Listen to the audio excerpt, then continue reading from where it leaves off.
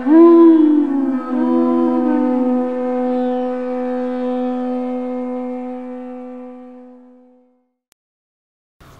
Namo Bhagavate Vasudevaya.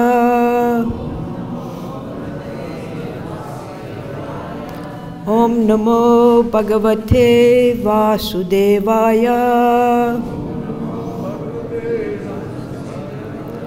Om Namo Bhagavate Vasudevaya.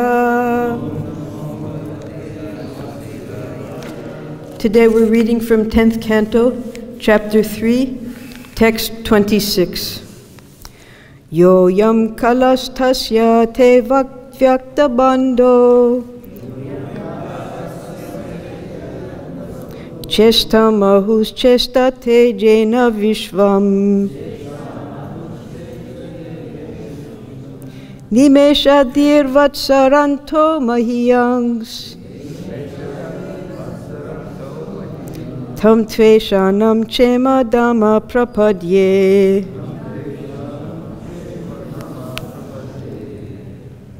Word for word. Yaha, that which. Ayam, this. Kalaha, time. Minutes, hours, seconds. Tasya, of him. Te, of you. Avyakta bandho. O my Lord, you are the inaugurator of the unmanifested, the original Mahatattva, or Prakriti. Chestam, attempt or pastimes. Ahu, it is said. Chestate, works. Jena, by which. Vishvam, the entire creation. Nimesha adihi, beginning with minute particles of time. Vatsara antaha, up to the limit of a year. Mahiyan, powerful. Tam, unto your lordship. Tva ishanam, unto you, the supreme controller. Chemadama, the reservoir of all auspiciousness. Prapadye, I offer full surrender. Translation and purport by Srila Prabhupada. O inaugurator of the material energy, this wonderful creation works under the control of powerful time, which is divided into seconds, minutes, hours, and years. This element of time, which extends for many millions of years, is but another form of Lord Vishnu. For your pastimes, you act as the controller of time, but you are the reservoir of all good fortune. Let me offer my full surrender unto your lordship. Purport. As stated in the Brahma Samhita 552, Yachakshuresa savita sakala grahanam raja samasta suramurti rashesha teja yasya gyaya pramati samrita kala chakro govindamadi purusham tamaham bhajami. The sun is the king of all planetary systems and has unlimited potency in heat and light. I worship Govinda, the primeval Lord, the Supreme Personality of Godhead, under whose control even the sun, which is considered to be the eye of the Lord, rotates within the fixed orbit of eternal time. Although we see the cosmic manifestation as gigantic and wonderful, it is within the limitations of Kala, the time factor. This time factor is also controlled by the Supreme Personality of Godhead, as confirmed in Bhagavad-Gita, Maya Dyakshena Prakriti Suyate Sacharacharam. Prakriti, the cosmic manifestation, is under the control of time. Indeed, everything is under the control of time, and time is controlled by the Supreme Personality of Godhead. Therefore, the Supreme Lord has no fear of the onslaughts of time. Time is estimated according to the movements of the sun, Savita. Every minute, every second, every day, every night, every month, and every year of time can be calculated according to the sun's movements. But the sun is not independent, for it is under time's control. Brahmati Sambrita Kala Chakra. The sun moves within the Kala Chakra, the orbit of time. The sun is under the control of time, and time is controlled by the Supreme Personality of Godhead. Therefore, the Lord has no fear of time. The Lord is addressed here as Avyakta Bandhu, or the inaugurator of the movements of the entire cosmic manifestation. Sometimes the cosmic manifestation is compared to a potter's wheel. When a potter's wheel is spinning, who has set it in motion? It is the potter, of course, although sometimes we can see only the motion of the wheel and cannot see the potter himself. Therefore, the Lord who is behind the motion of the cosmos is called Avyakta Bandhu. Everything is within the limits of time, but time moves under the direction of the Lord, who is therefore not within time's limit.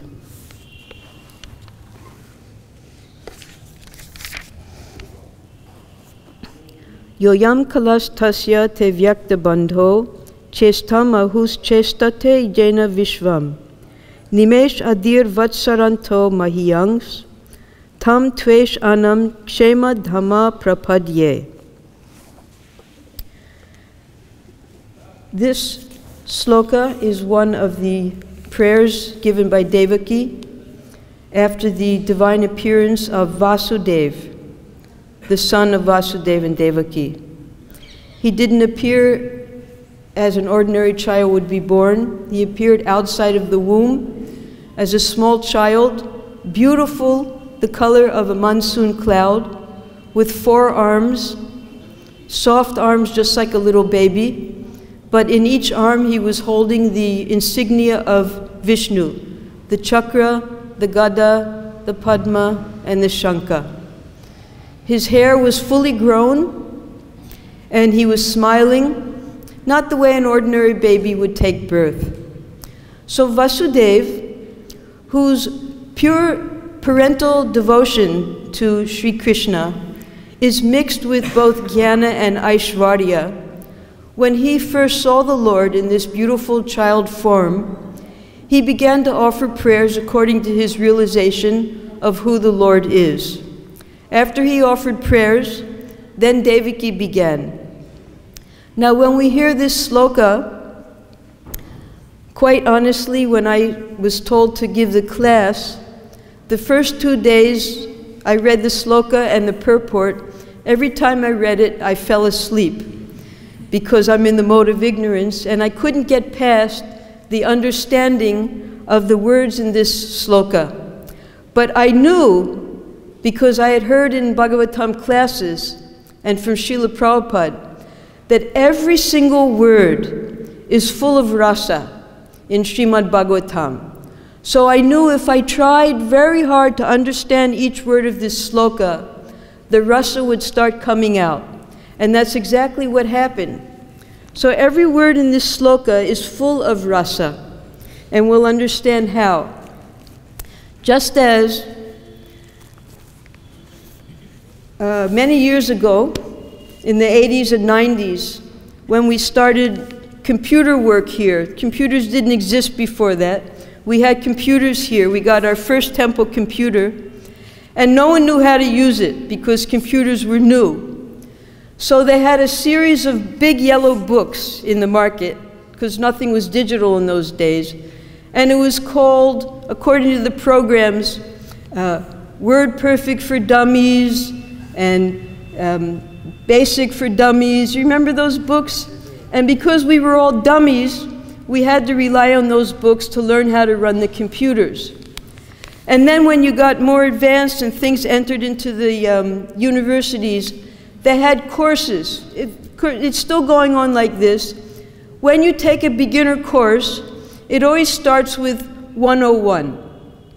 So you have Chemistry 101, Algebra 101. So today, we're going to have a special class called Rasa Tattva 101 for all the dummies who can understand how to pull out the rasa in every single sloka that we're reading that seems to be very opulent descriptions of the Supreme Lord when we just want to hear about the pastimes in Vrindavan, at least for myself.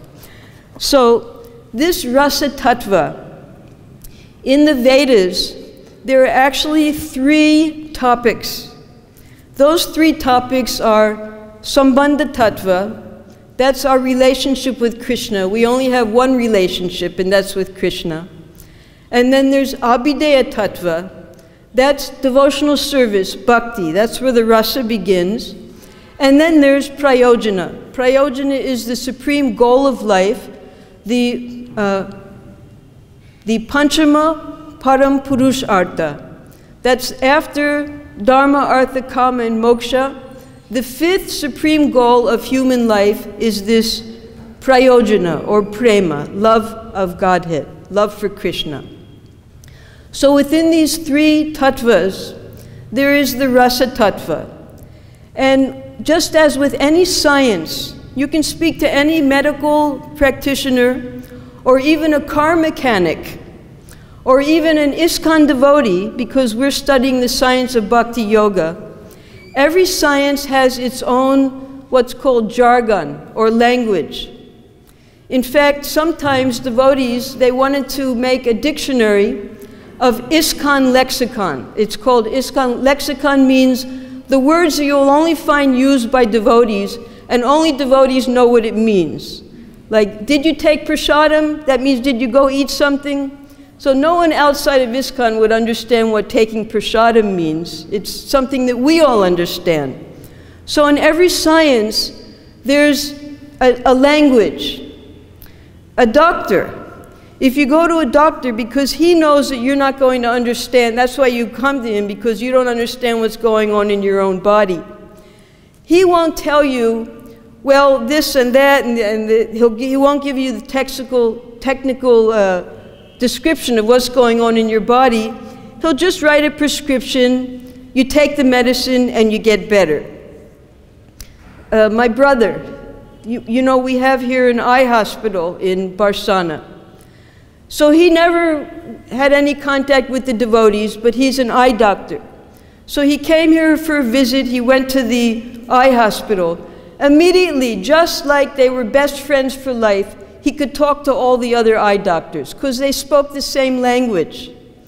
So when it comes to rasa tattva, there is a language to understand the mellows of devotional service. And that language is in Sanskrit. And that Sanskrit language, all of those words, cannot be fully translated into English. And we're in an English class right now. So this verse, it has all Sanskrit words in it. And we try to understand it according to the limitations of the English language. For instance, Devaki, the first thing she says is yoyam kalas. Now kala means time. And she starts with this because she's continuing from the previous verse, where she's describing in that verse, in 25, about the force of time, the kala vega, and how everything within this manifestation is under this force of time. But the force of time is not independent, and that's what she's describing in verse number 26, that this kala vega is actually under your control, and therefore you're fearless. Everyone is afraid of time. Now later, a few slokas later, when after Vasudeva returns and reshackles himself, and they hear the baby crying, and the guards run to Kamsa, what does he say? The first thing he says is, Kala ayam, time has come. Now, which kind of time he was speaking about, whether the time for his death has come, whether time meaning the Supreme Lord has come, whether he's talking about this little baby as time, we don't know. But he was so afraid because that was his rasa, because he was pratikul, Krishna conscious. He was always meditating on the Supreme Lord in fear, in anger, in hatred, in jealousy. So these were the different, what's called vyabhicharis, but in pratikul.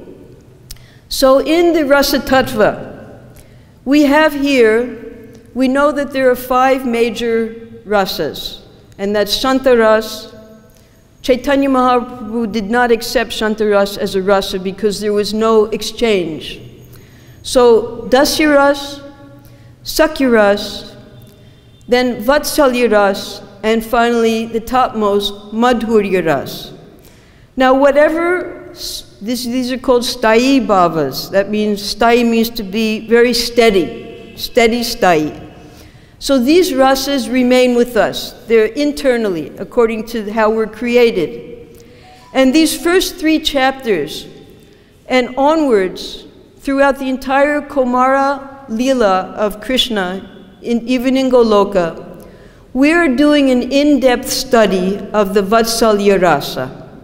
In the Poganda Leela, that's the middle age of Krishna, the predominance of the rasa is Sakuras. And then in the Kaishurya Leela, that's officially from age 10 to 15, but Krishna started earlier, that's the Madhurya rasa. So we don't want to jump ahead. Those of us who are imagining that we're in Madhurya rasa, we're in Vishramba Sakuras, if we know a few terms.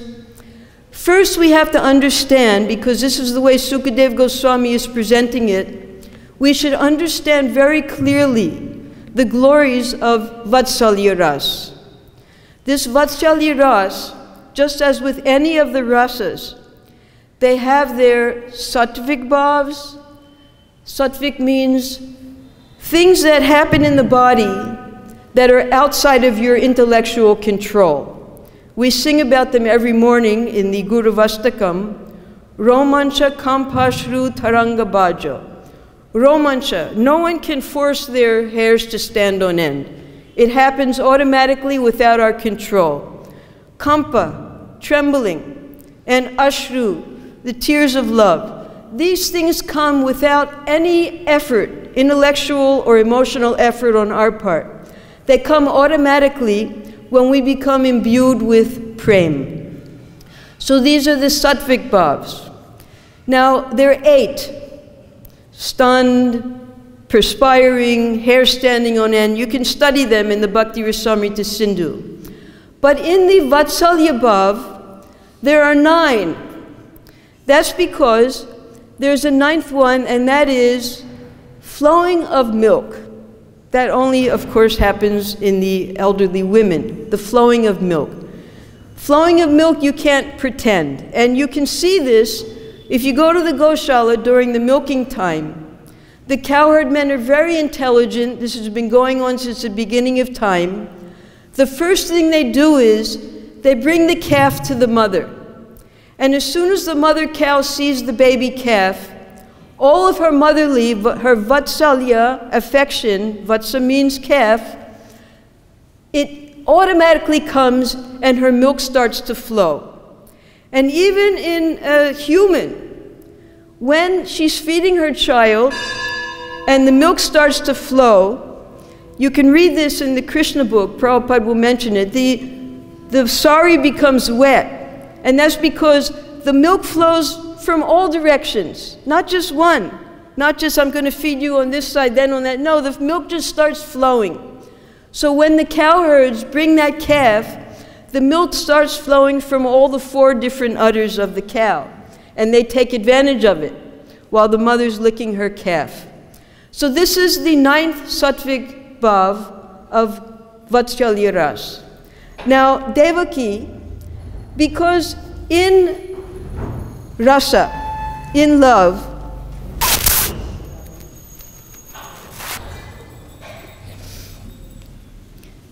there are stages.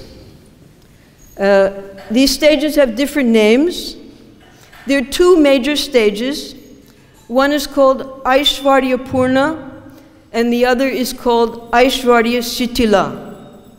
Aishvarya Purna you can find in Mathura, Dwarka, and Vaikunta. And that means their love for the Lord is imbued also with Jnana and Aishvarya. That means they know that Krishna is the Supreme Personality of Godhead, and they completely appreciate all of his opulences. So this is Aishvarya Purna. Then there's Aishvarya Shitila. And the Srila Prabhupada says that prema begins when this Aishvarya Shitala stage is attained. Shitala means absence. When we completely forget about the opulences of the Supreme Lord and simply love him. Now, we'll be able to do a comparative study of the two mothers of Krishna, because actually this is not the birth of Krishna. This is the birth of Vasudeva. Just as we're chanting when we put on our tilak, Vasudeva is here. When we're chanting at the beginning of Srimad Bhagavatam, Om Namo Bhagavate Vasudevaya. This is a Prabhav Prakash, a plenary expansion, an empowered expansion of Swayam Bhagavan Sri Krishna that's now appearing before Devaki and Vasudeva. Therefore, the son of Vasudeva, he's called Vasudeva. At exactly the same time, Bhagavan Sri Krishna is appearing to Mother Yashoda in Gokul. So you have the simultaneous births of Vishnu to his parents, Devaki and Vasudeva, and Krishna to his parents, Yashoda and Nanda Maharaj. And because one of the births took place in Mathura, therefore their love for Vasudeva is tainted, is imbued. We won't say tainted because it's a particular type of love that they're perfectly happy with. They have Gyan and they have Aishwarya. And therefore, they're offering prayers when their son appears. Yashoda never offered any prayers. She never prapadyed, she never surrendered to her son. No, she has a completely different rasa, but they're both Vatsalya rasa, because one is Aishvarya Purna and the other is Aishvarya Shitila. Now, another term is Priti Sankuchika. Sankuchita means shrunken. When we maintain, in these verses, for instance, and we acknowledge the Supreme Lord with all of his powers, with all of his opulence, our love becomes shrunken. That's what Sankuchita means, shrunken. Love becomes shrunken when we acknowledge the presence of the Lord's opulences. But in Goloka Vrindavan, there's no acknowledgement of the Lord's opulences. And this is in every single rasa, all of the 5 rasas. There's the rasas where they acknowledge the opulences and the rasas where they completely forget. The Madhurya overcomes the Aishwarya in Goloka Vrindavan, Gokula. And the Aishwarya overpowers the Madhurya in Mathura, Dwarka, and Vaikunta. And we can analyze this as we go along. For instance, in Sakuras, there's 2 types of Sakuras. There's Sambrahma Sakya and there's Vishramba Sakya. Sambrahma Sakya are the friends of Krishna in the cities. There are 2 big cities, actually 3. Mathura, there's Uddhava. His guru, Brihaspati, was a great Jnani, so he also learned Gyan. He was the best friend of Krishna. Krishna says there was nobody more dear to him than Uddhava. But his love for Krishna was Sambrahma. He knew that Krishna was a Supreme Lord, and he treated him like that. He couldn't forget it.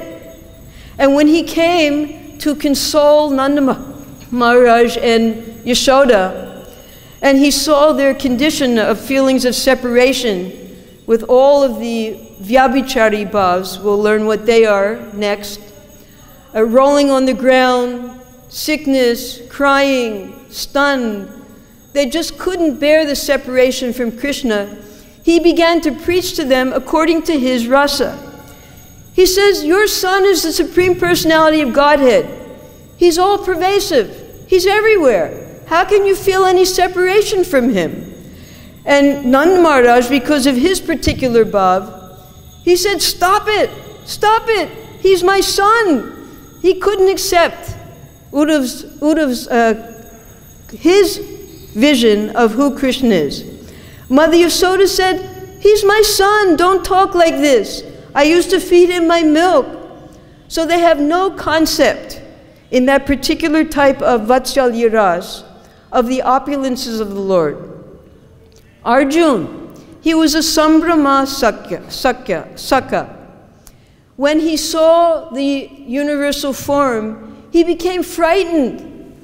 He started to offer so many prayers. But the friends in Goloka Vrindavan, they would jump on Krishna's shoulder, they would fight with him, they would challenge him.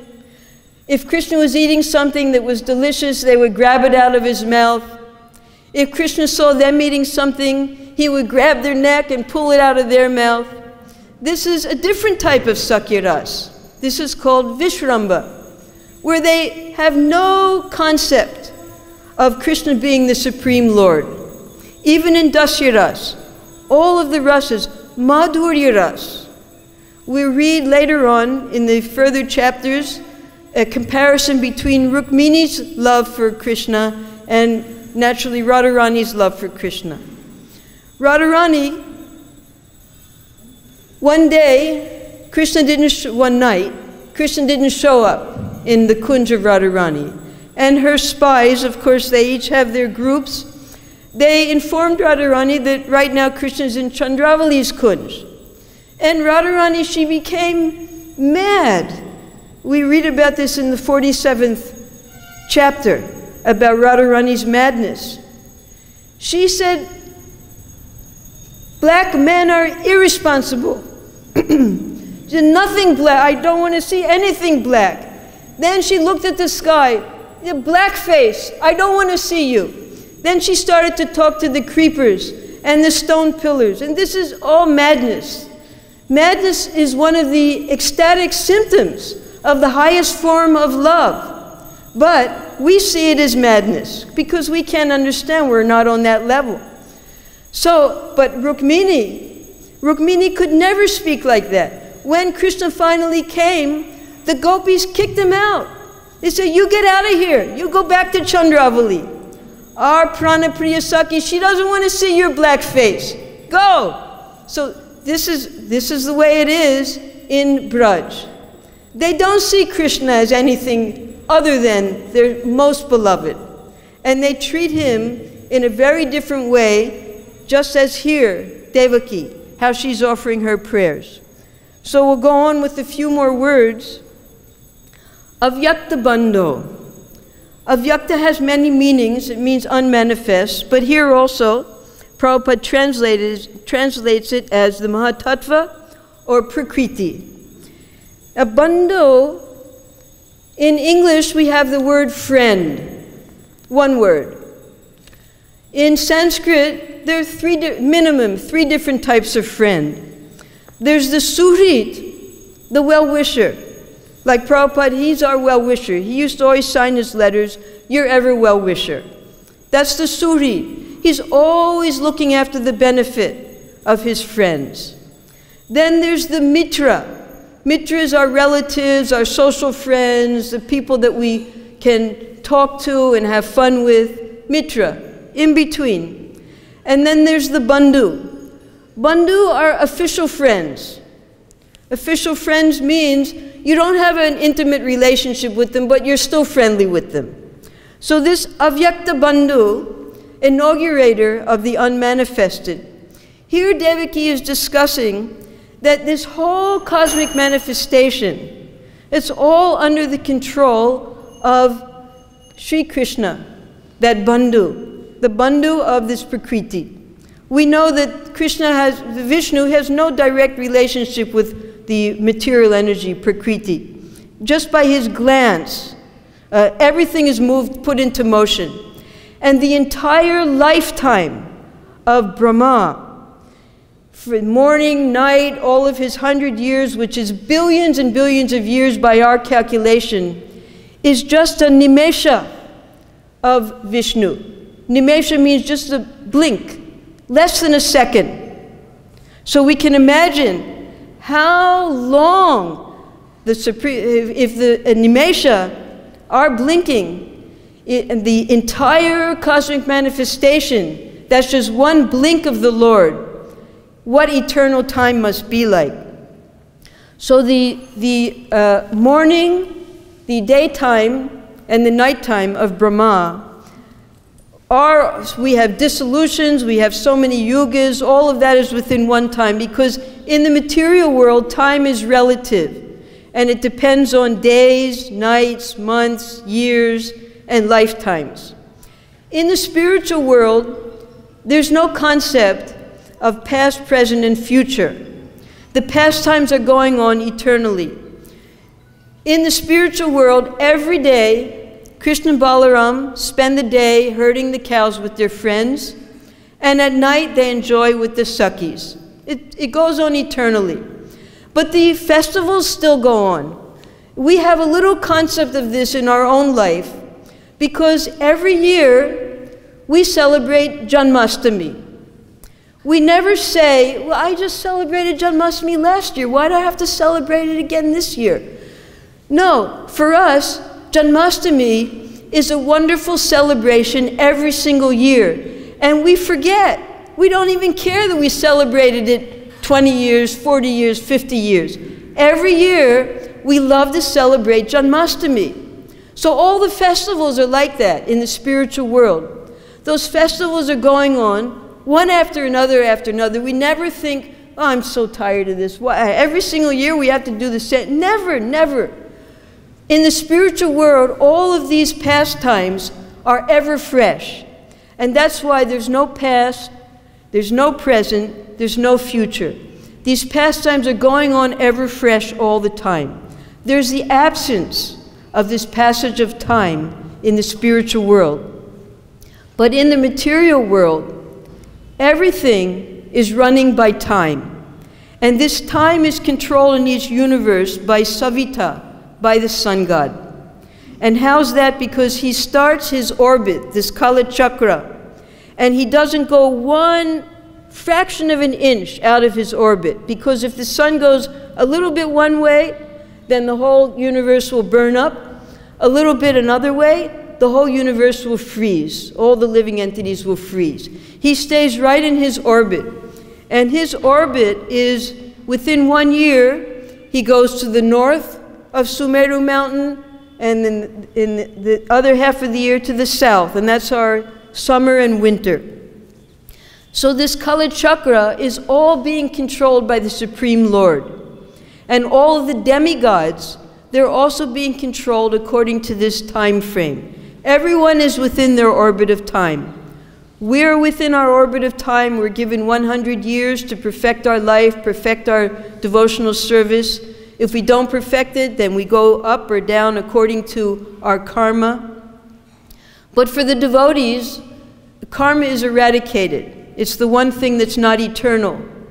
All the others, time is eternal and Prakriti is eternal. This karma of the devotees is eradicated at the time of Diksha. And Prabhupada gives the example that Maharaj Bharat, he did not become a deer because of karma. He became a deer because he became,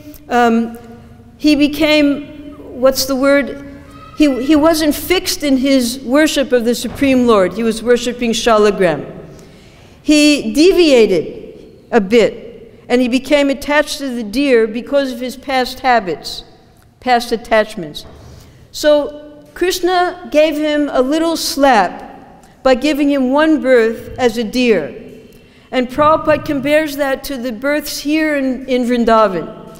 He said, you look at the monkeys, the hogs, the dogs, these are all just the slap of the Lord, not from karma, but because they were devotees in their previous life, and they performed some type of deviation. So they're being given this animal birth, getting rid of the reactions of whatever they did, and then they can continue in their next birth in a liberated stage. So all of this is under the control of the Supreme Lord. It's not that the Supreme Lord is also under the control of time. He comes and goes according to his wishes. So these sattvic bhavs, they come automatically, and then there are anubhavs in the Vatsalya rasa. These anubhavs are very different from the other rasas. Anubhavs include things that we would do, we understand what we're doing. For instance, a mother and a father, they naturally, with affection, they'll kiss their baby, they'll embrace their baby, they'll stroke their baby's limbs and look at them, and they'll speak to them very, it happens naturally. As soon as you're with a little child, you start talking baby language, right? Goo goo gaga, and you start talking very simple language to them, because that's the way, it's an anubhav, talking very simply to the child. And then there's another anubhav, restraining the child. No, no, don't go out the gate. Go. And this is the way Mother Yasoda would treat Krishna. She was always worried that some animal would come, he would fall, the monkeys would come and attack. She was always trying to restrain him, not from getting hurt. And sometimes she would even have to chastise him, just as when she had to tie him up, because she was getting so many complaints. So these are the anubhavs in Vatsalya rasa. Things that we do consciously, but only are contained within this Vatsalya rasa. No other rasa do people do things like that. Then there are what's called the vyabhichari bhavas. Vyabhichari is 3 different akshars put together. V means something very specific. And abhi means toward. And chari means to move. So vyabhichari means to specifically move towards something. Another definition is disturbing elements. Just as you have a very clear and calm water, the ocean, and then there are waves that go towards the shore. So the vyabhichari bhavas, these are waves within the ocean of our love. And some of them are disturbing. Fearfulness, remorse, disease, mriti. Mriti means desiring to die, but not dying. Ogra. Ogra means, it comes from ugra, violence, when we get angry. These are all vyabhichari bhavas that actually enrich our sthayi bhava, or our set relationship with Krishna or Vishnu. Now these vyabhichari bhavas in Vatsalya rasa, there are 33 total, but not all of them are manifested in Vatsalya rasa. For instance, in Vatsalya rasa, the parent never becomes violent with the child. You'll never hear of that. But they do become sick upon separation. There's one vyabhichari bhav called glani. Glani means to think yourself unfit for a position. So Mother Yasoda was thinking, oh, the milk, the makhan, I didn't do it nicely enough, I have to try harder. So these vyabhichari bhavas, and we can study them, there's so many different types of them, these enrich the love by increasing our activities and our loving affairs with Krishna. And then, aside from the vyabhichari bhavs, there are special ways that according to the love we have for Krishna or Vishnu, we express ourselves. And that comes from what our real Sthayi Bhava is, what our real relationship is with Krishna. And that doesn't change. It increases according to our devotion. So we have to learn about the different types of relationships. And now Sukadeva Goswami, he is describing this particular type of Vatsalya Bhav mixed with Jnana and Aishwarya. So Devaki, she goes on and she says that this Chestam Chestaste, it's all your activities. Chesta means work, activities. And how is it? Nimesh Adi, beginning with just this blinking, this little, from the little second up to Vatshara Antu, up to the years, everything is under your control. Mayams, you are so great. So she's praising the Supreme Lord, who's appeared as this little baby.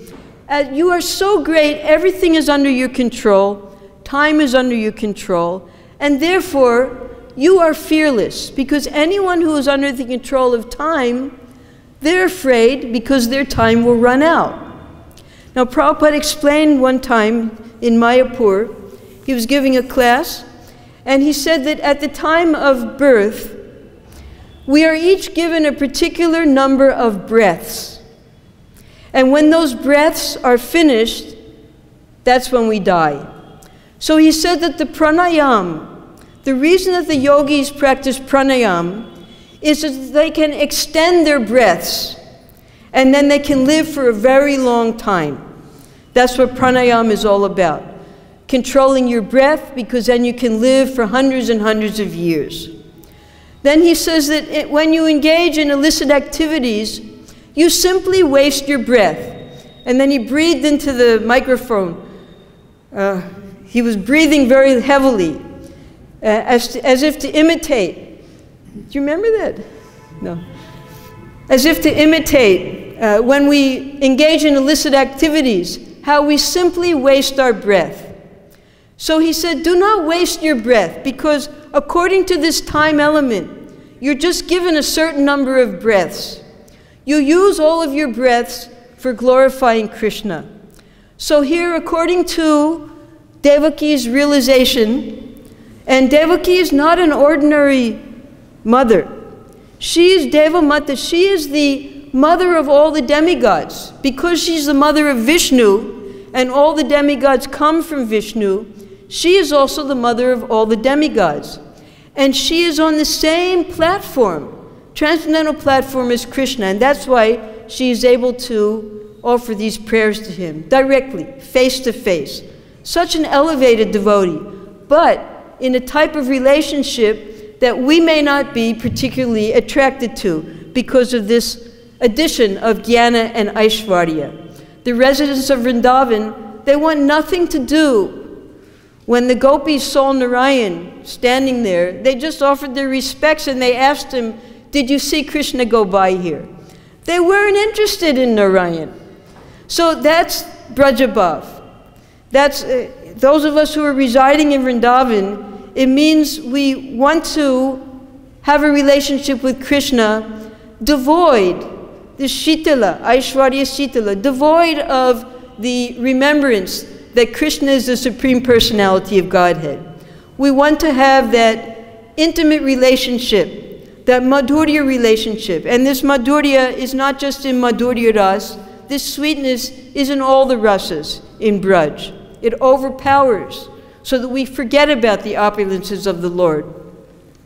But Devaki, although she was close to Braj, close to Vrindavan, she was still in Mathura. Mathura is just 8 kilometers away. But you'll never read that Devaki and Vasudeva came to Vrindavan. No, they didn't have that bhav. They always remembered that their son was the Supreme Personality of Godhead. And they suffered intensely separation from him while he was here. Now there's one trick to this. Devaki, she's offering these prayers saying that you are fearless because time does not affect you. And we are full of fear, but you can make us fearless. But then she reverts back to her motherly affection. And she says, if you are in this Vishnu form, just see what Kamsa, the word Kamsa means one who destroys. Kamsa, he mercilessly killed all of my children. If he sees you in this form, certainly he will come and kill you. Now she's recognizing that he's a Supreme Lord, but then she forgets. She thinks that Kamsa is going to come and kill him, even though he's a Supreme Lord. So as a mother, that's another of the anubhavs. You want to protect and you want to nourish the child. So she wants to protect her child, although he's the protector of everyone. So she says, please remove this form of Vishnu and just look like a small, ordinary baby so that we can hide you somewhere. So they didn't know yet that Krishna had a plan. So Vishnu, after he hears the prayers, and he explains to Vasudeva and Devaki, because even the pure devotees, they don't remember their previous lives with Krishna. So then Vishnu, he explains to them that this is the third time I become your son. You performed great austerities as Sutapa and Prishni, and I came before you. You said you wanted a son like me, but there's no one like me. What does Krishna say in the Bhagavad-Gita? We all know that verse. Sarva dharmam parityaja mam ekam. Mam ekam. I'm the only one to surrender to. There's no one like me, so therefore I had to become your son because I had to fulfill your benediction, what you were asking for. So now, after I became Prishnigarbha, after I became Vamana, now I become Vasudeva. Now you're asking me, because you're my mother and father, to take an ordinary child form with just 2 arms. I'll fulfill your request.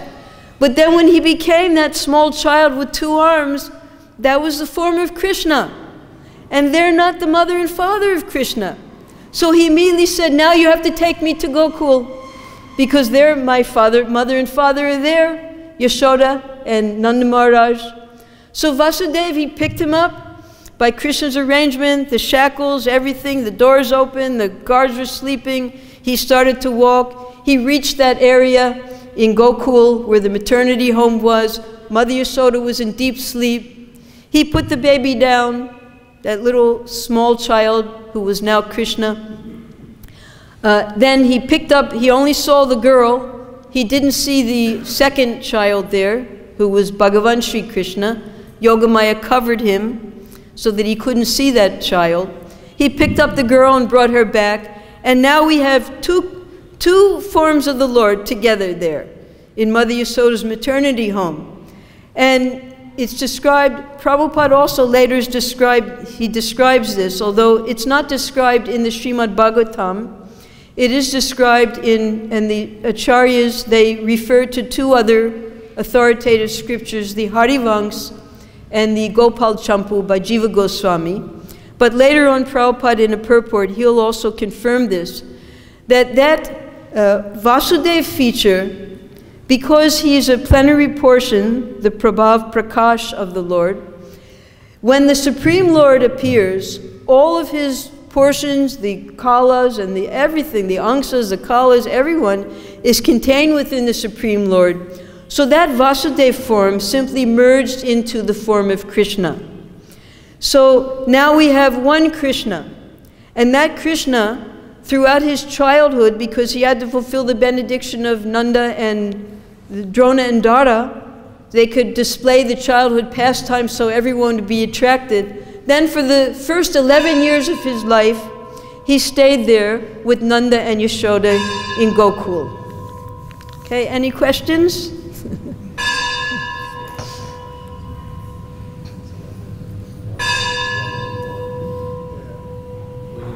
Vasudeva, Krishna, and Krishna. I mean, it's the same person, but Vasudeva is in a different mood. I mean, although Vasudeva merges with Krishna, but it's still, you know, we don't get the idea that Vasudeva is a different than Krishna. I mean, it's still Krishna, but it's in a different mood. Yes, he's partial. This Prabhav Prakash. Yeah, I know And that's all confusing, partial and expansions and divisions and whatnot. But it's still, I mean, Vasudeva Krishna is also Krishna, but it's in a different movie. he's four-handed Krishna, so he's Vishnu. He's Vishnu.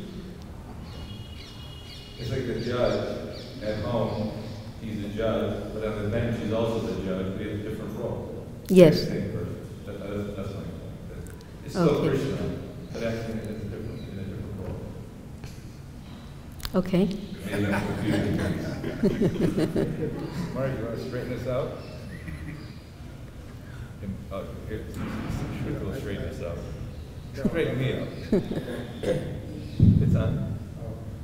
Mr. Satyanarayana saying if that's 101, I can't imagine what 102 is. That's a fact. Nothing to straighten. Yes. Just to support what you just said, when Prabhupada personally gave to me initiation and my name, he said, your name is Satyanarayana. This is another name of Krishna. Nice. So I guess I'll support your. Us men stick together. Yeah. Mark?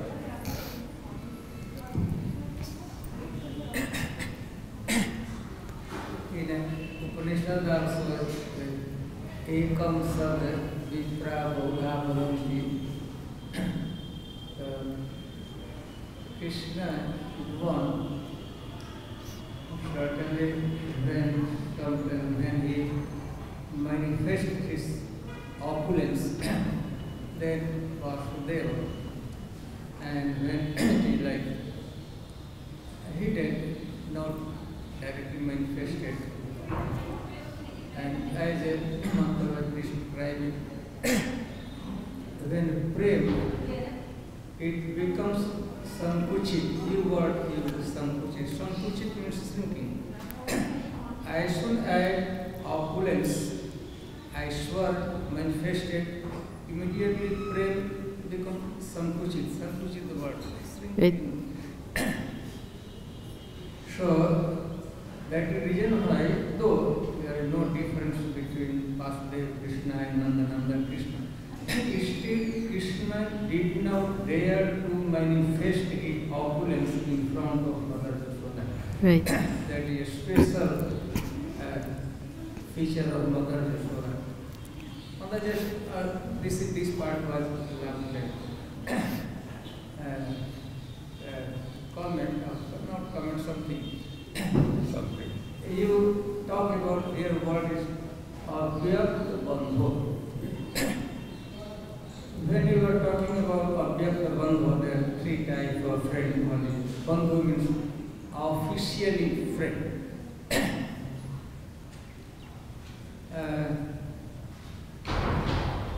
When we talk about Sthai power of Mother Yashoda, there are many things as well.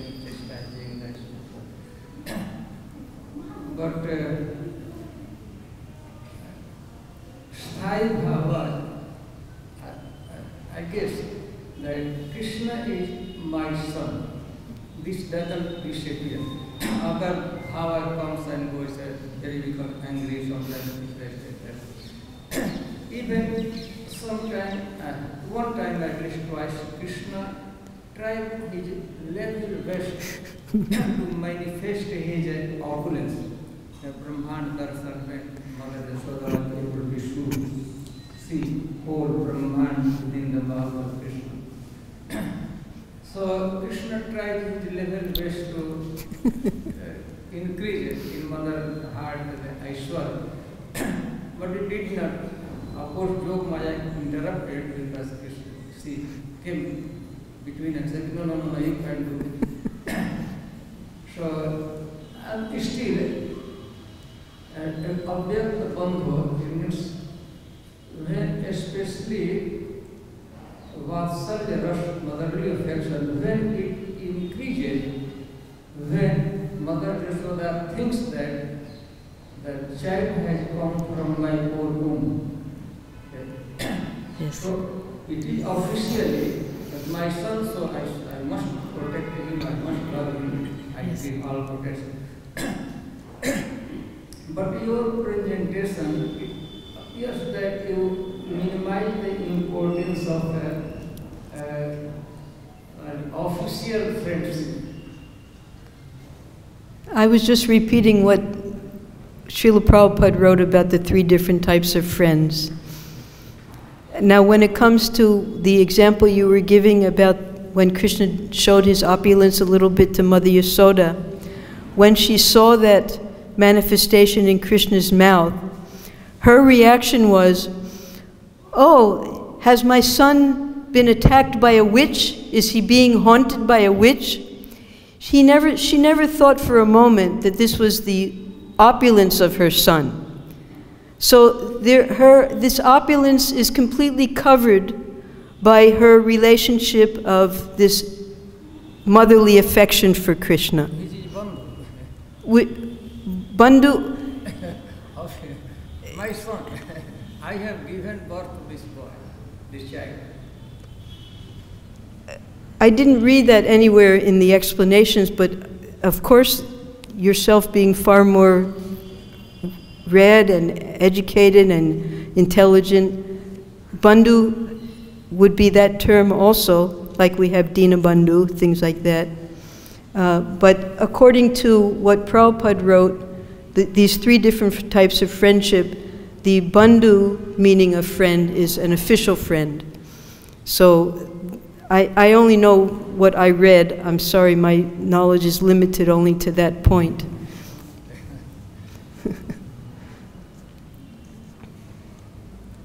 Okay, thank you very much. Hare Krishna. Jai.